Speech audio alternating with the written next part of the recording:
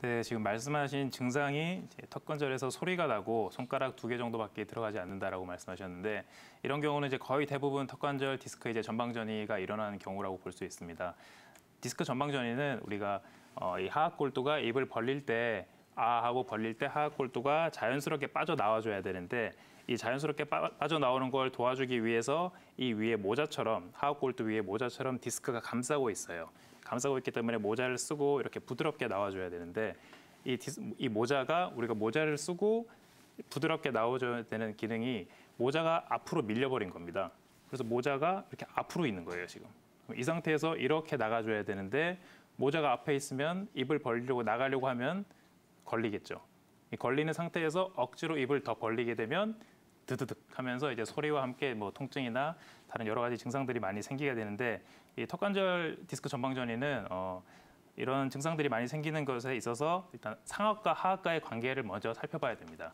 이 상악과 하악과의 관계는 우리가 앞뒤 변화가 좀 문제가 있을 수가 있고 좌우로 문제가 있을 수가 있어요. 그래서 먼저 앞뒤 변화부터 먼저 좀 설명을 해드리면 우리 치과에서 얘기하는 그 부종교합의 1급, 2급, 3급의 개념이라고 볼 수 있습니다. 그래서 첫 번째 1급 부종교합 같은 경우에는 상악과 하악이 어금니가 잘 맞아 있는데 치아 배열 자체만 좀 어긋나 있는 경우 그런 경우를 이제 1급 부종교합이라고 할 수 있고요.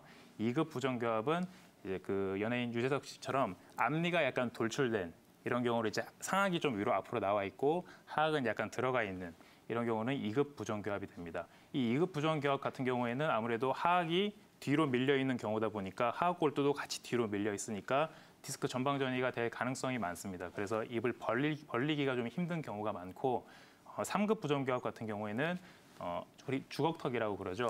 하악이 앞으로 많이 밀려 나와 있는 경우이기 때문에 이런 경우에는 입을 벌리는 건 괜찮은데 다물 때 소리가 난다든지 다무는 게 좀 힘든 경우가 많습니다. 앞뒤 변화는 뭐 이런 식으로 판단할 수 있는데 이 부종교합 앞뒤 변화가 있을 때는 치과에서 일단 교정 치료를 먼저 받는 게 우선적인 가이드라고 할 수 있고요. 좌우 변화가 있을 때 이제 한의원으로 많이 보통 오시게 되는데 좌우 변화는 이제 안면 비대칭이랑 같이 오게 됩니다. 그래서 우리가 좌우 변화를 먼저 따져볼 때는 이 기준선을 먼저 잡아야 하는데요. 기준선은 하악의 변화는 입술선이 평행하게 있는지, 그다음에 위에 두개골의 변화는 눈썹이나 눈선이 평행하게 있는지를 먼저 기준선으로 잡고 그 기준선에서 이제 3가지 정도로 유형을 나눠볼 수가 있습니다. 그래서 첫 번째 같은 경우에는 눈썹 선은 그대로 평행하게 있는데 입술만 지금 오른쪽이 아프다고 하셨으니까 입술만 오른쪽으로 이렇게 이동된 경우 이렇게 눈썹은 평행하고 입술선만 오른쪽으로 이렇게 이동된 경우는 이제 하악만 변화가 있는 거기 때문에 교정하는 자체에 그 시간이 오래 걸리지 않고 좀 빠르게 치료 효과를 볼 수가 있고요.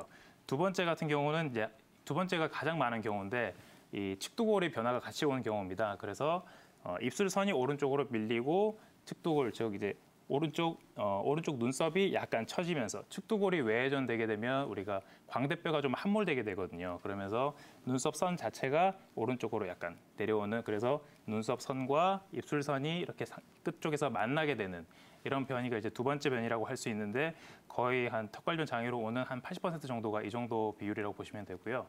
세 번째 같은 경우에는 저평골의 문제라고 우리가 추측을 하고 있는데 입술선이 이렇게 올라가고 눈썹 선까지 같이 이렇게 올라가는 평행하게 올라가는 경우인데 이 경우에는 치료 효과도 좀 늦고 치료가 잘 안 되는 경우가 많습니다. 그러면 이제 턱관절과 이 두개골 사이의 이 변화만 잘 교정하면 치료가 잘 되느냐? 그건 아니고 이제 제일 중요한 게 바로 경추를 교정을 해야 되는데요. 왜냐하면 이 경추의 1번, 2번 경추 환축과 축추의 이제 평면이라고 하는 환축관절이라고 우리가 보통 부르는데 이 환축관절과 우리 치아의 교합 평면이 일정하게 돼 있습니다. 평행하게 돼 있기 때문에 이 1번, 2번 경추의 관절면 자체가 어긋나게 되면 치아 교합 자체가 같이 흔들리게 됩니다. 그러면서 턱관절이 자꾸 불안정하게 되는데요.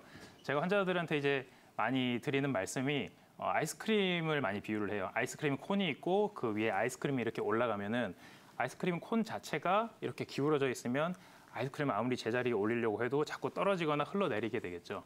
그래서 아이스크림 콘 자체를 먼저 바르게 세우고 아이스크림을 그 위에 얹어야지 다시 재발하지 않는 턱관절 치료가 되는 거고요. 거의 대부분의 턱관절 환자들이 이제 90% 이상이 1.5기나 거북목이 무조건 있다고 보시면 됩니다. 그렇기 때문에 경추 치료를 반드시 먼저 하고 그 다음에 턱관절에 이제 치료를 같이 해야 되는 거고 한의원에 오시게 되면은 일반적으로 이제 경추랑 두개골, 턱관절에 관한 추나요법을 통해서 이제 교정을 받게 되고 턱관절 주변의 근육의 스트레스를 좀 풀기 위해서 근육을 스트레스를 해소하는 한약을 같이 복용을 하게 되고요.